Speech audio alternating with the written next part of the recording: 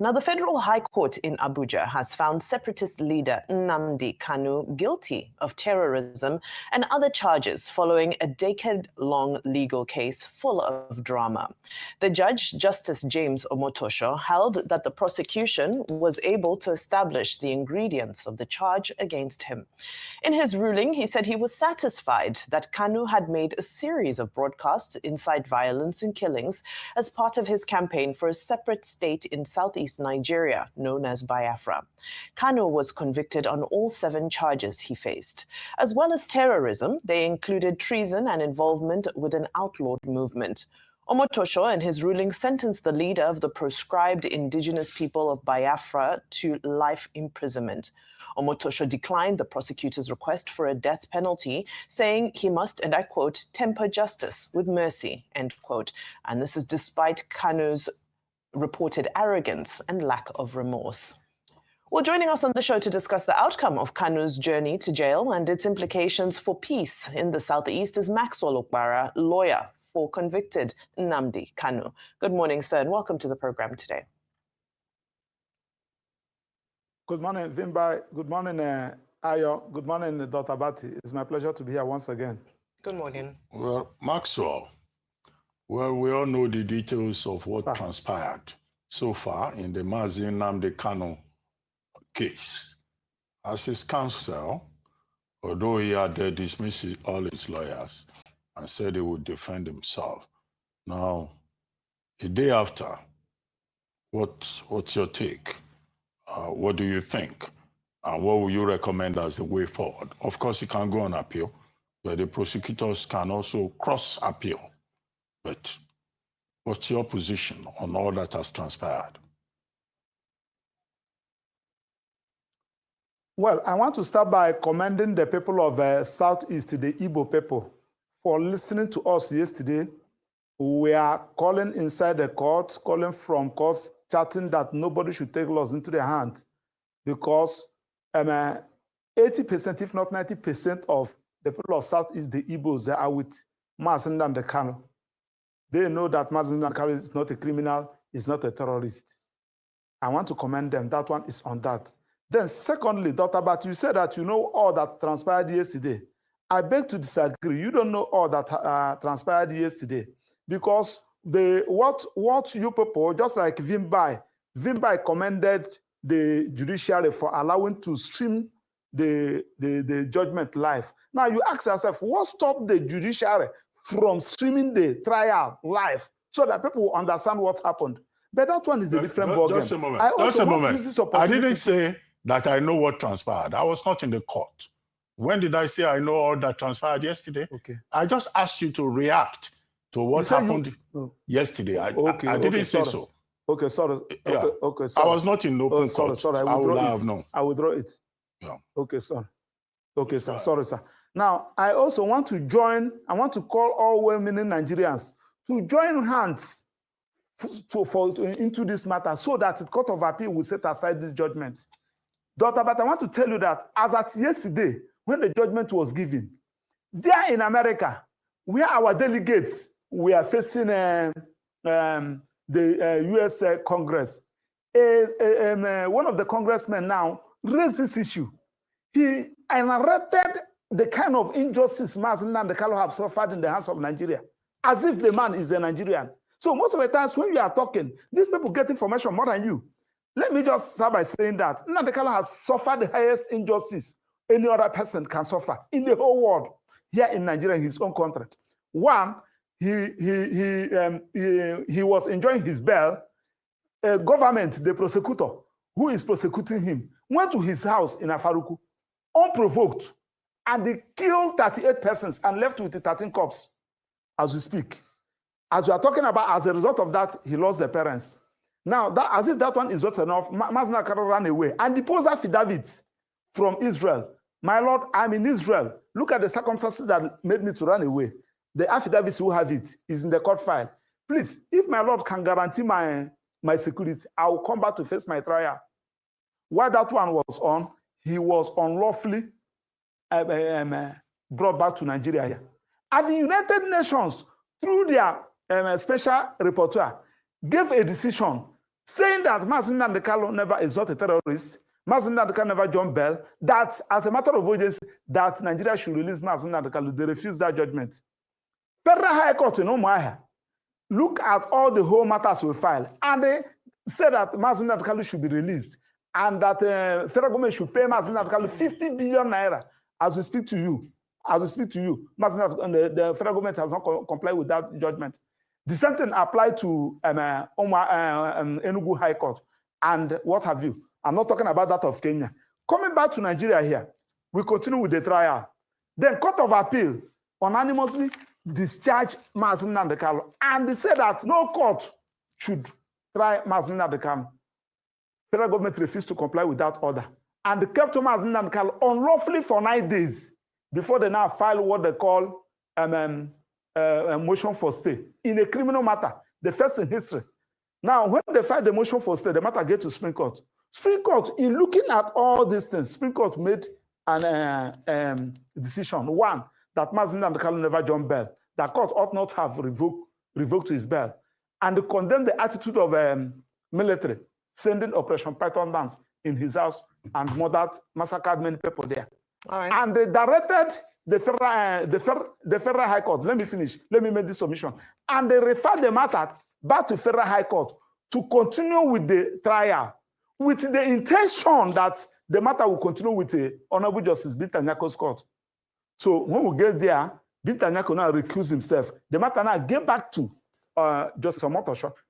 Nnamdi Kanu took a fresh plea.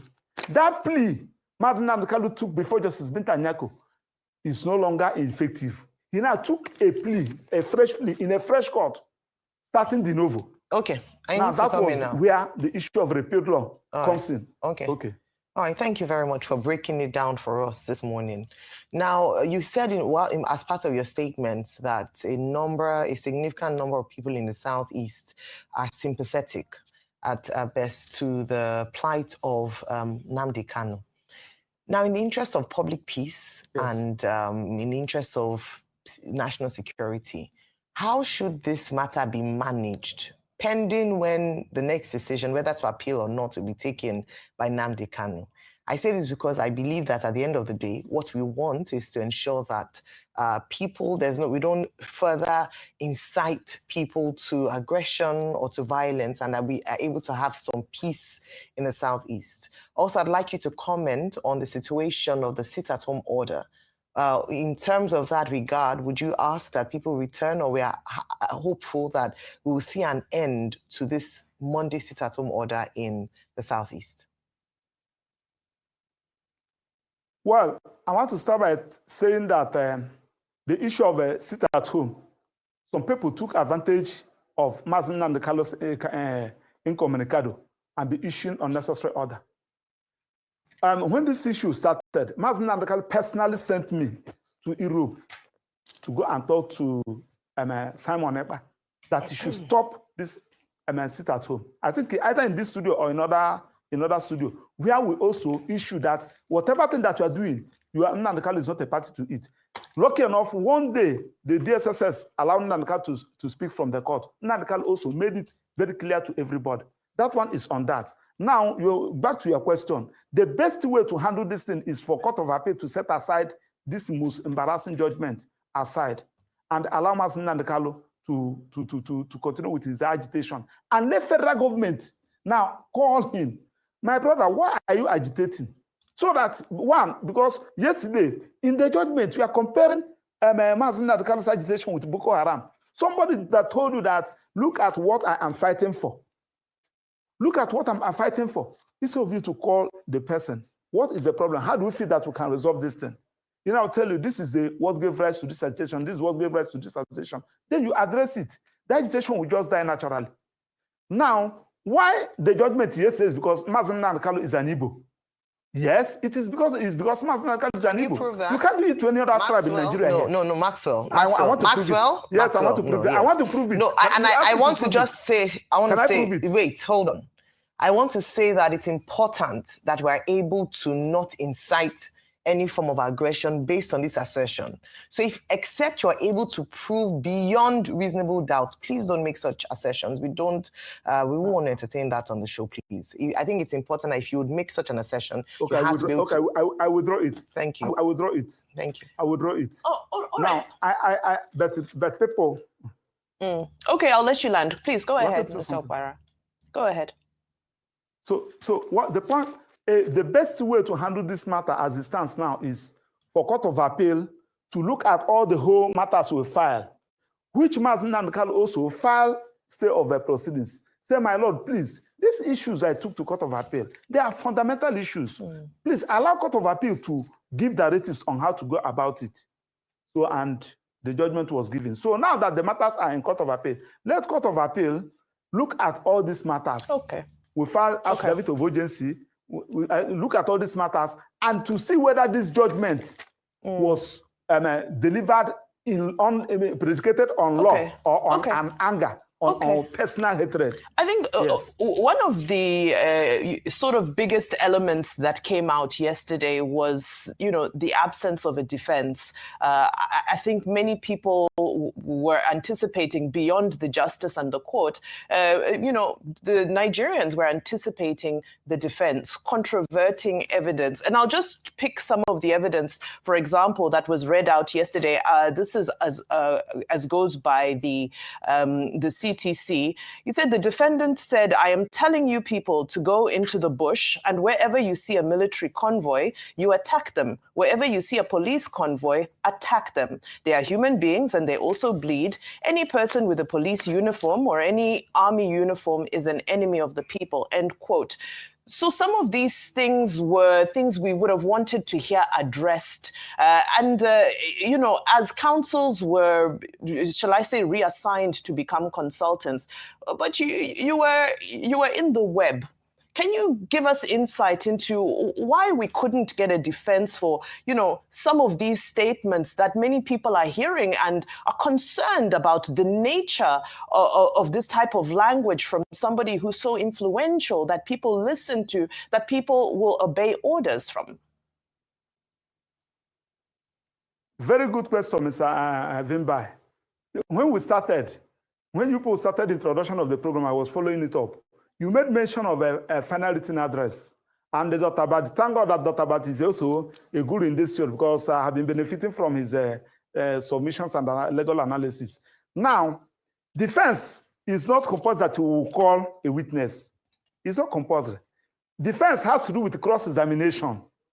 Defense has to do with you filing your final written address. Now, they tendered 34 exhibits. 34 exhibits, including Nnamdi Kanu's boxers, including Nnamdi Kanu's singlets, including Nnamdi Kanu perfume, they collected in his room. Now, the judge relied heavily on is all those doctored video clip. And anytime they want to tender anyone, after playing it, they will ask any objection. Our lead counsel said, my Lord, we will object, but we reserve our comment in our final written address. All these things are in the court's record. This is how they tendered all the whole exhibits. And we plan to attack them on the final written address. Now, Master Nnamdi Kanu told you that, please, I'm supposed to enter my defense, but I want you to clarify one issue, especially the directive the Supreme Court gave that these people should amend their charge. They should amend their charge to reflect on the proper law. And the issue I raised, you said no, you must enter defense. I will address all those issues in the final judgment. Before we could say Jack Robinson, you foreclose Master Nnamdi Kanu. When you foreclose Master Nnamdi Kanu, what are you expected to do? You should order for address, because Section 36, talked about Administration of Criminal Justice Act. Administration of Criminal Justice Act cannot take over the position of the Constitution. Section 36 said any person that is facing criminal trial is entitled to adequate time and facility. What is one of the facilities? Final written address. And when we came to court is yesterday, he still entitled to that if the judge feels he's being unruly and he's abusive and... I'm just curious. Yes, you feel he's still entitled if he's saying that this court is rubbish, you don't know law, he should still proceed. Is that what the law says? Let me address you. See, you have to separate your personal emotion from the adjudication of a matter before you. That is why I said that judgment yesterday was predicated on anger, but I don't want to go into that. Now, Nnamdi Kanu said, please, my Lord, I want to find my final written address to address some issues. You, on your own, foreclose him. And when you foreclose him, because once parties are closed their matter, you expected to ask for a final written address, except the parties on their own said, my Lord, we are not filing any final written address. You're supposed to give them that opportunity of fair hearing.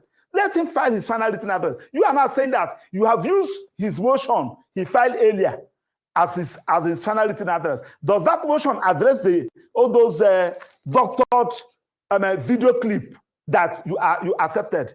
Now, in all those video clips, the one that favored the prosecution, you take it. When they talk about the death of Gulag, the chief security officer of Imo State, who is the governor, said that no, IPOB is not the person that killed Gulag. Nobody killed Gulag. Gulag death was as a result of politics. That particular issue, the judge never evaluated. So I can go on and on and on and on to see. That was why someone like Engineer Badiba and some other person said that the judgment has already been written before the trial. And I concede to that. Now, the point we are making is that you give somebody, once in any criminal trial, we are talking about criminal trial, especially the one that have a capital offense, where there is any iota of doubt, you resolve it in the favor of accused person. And you are expected to prove your case beyond the reasonable doubt. You cannot place your case on the weakness of the defendant. You cannot lay your case or your prosecution on the weakness of the defendants, assuming without considering that the defendant did not object, did not file any defense. Okay, the judge, under the law, you are expected to review all those evidence to see whether they are even admissible in the first instance. Maxwell, two things. As a citizen, I don't think it will be a good thing to play the ethnic card. A lot of people do that, but people who are less informed than you are, you leave it to them to play the ethnic card. And as an officer in the court of, in the Temple of Justice, you were talking about personal hate. The court ruling was given in anger and all of that. Well, that again, you may be questioning the integrity of the learned judge in this matter. But the point I really want to make is that you were arguing that final written address and all of that. Well, you know that it's not compulsory. It's not an obligation. And a final written address does not replace evidence. The accused person, having rested his case upon the prosecutor's submission, the court must have considered that. But even then, the issue of fair hearing was addressed in that judgment. The certified true copy, 144 pages of which is out there. But people can review it from different dimensions. Anyway, but the court, if you read the judgment, you see that somewhere there, the judge was referring to written address. However, all those are matters of detail. I want to ask you, do you think it was actually a gamble, as the judge put it, that Nnamdi Kanu should not have rested his case on the prosecution and not allow his lawyers to continue with the job? He has Paul Agabi, FCN. He had Ikpeazu, FCN. He had Paul Erokoro, FCN. These are very, with a team, with people like you joining the team.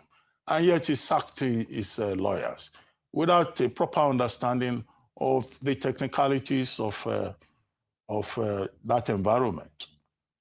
Do you agree in retrospect that it was a gamble that failed to pay off? Well, I want to start by saying that an accused person, both any party, both in civil and in a criminal matter, you have a right to defend yourself. And I am part and parcel of all that transpired. And I will not come to national television to tell you what transpired. And I can tell you that Nnamdi Kanu never sacked his lawyers. Rather, the lawyers withdrew. I can tell you that. He never sacked his lawyers. Rather, the lawyers withdrew. You see, Dr. Abbott, we have clients. And when clients was asking you some question, the law said 1 + 1 is 2. But in this my case, they are not saying that 1 + 1 is 3. What happened? A lot of things are involved in this particular matter. And the learner's sake, of course, we have the best of them. Nobody's paying Kalagabi. Nobody paid Kalagabi 1 naira. Nobody paid Onye Cheap House, and all of them recorded them. All those, the 7 senior advocates, including those of us, nobody paid us. So when they said, okay, they have a discussion, very good understanding. We have a very good understanding with the defendant. He said, okay, let me just continue. I don't want to tell you what happened. Just like you said, as a worshiper in the temple of justice, there are some things that I'm not expected to come to say outside. But if you Mazen and the Carlo come to this, you are not a worshiper. You are an officer. You are an officer, not a worshiper. The point I'm making is that if Mazen and the Carlo had the opportunity of coming here to tell you what transpired in this matter, you will shout. But that one is by the way. What we are talking about is that, in fact, when an accused person, the defendant, have no lawyer defending him, that is when the judge must apply extremely caution. You are talking about fair hearing.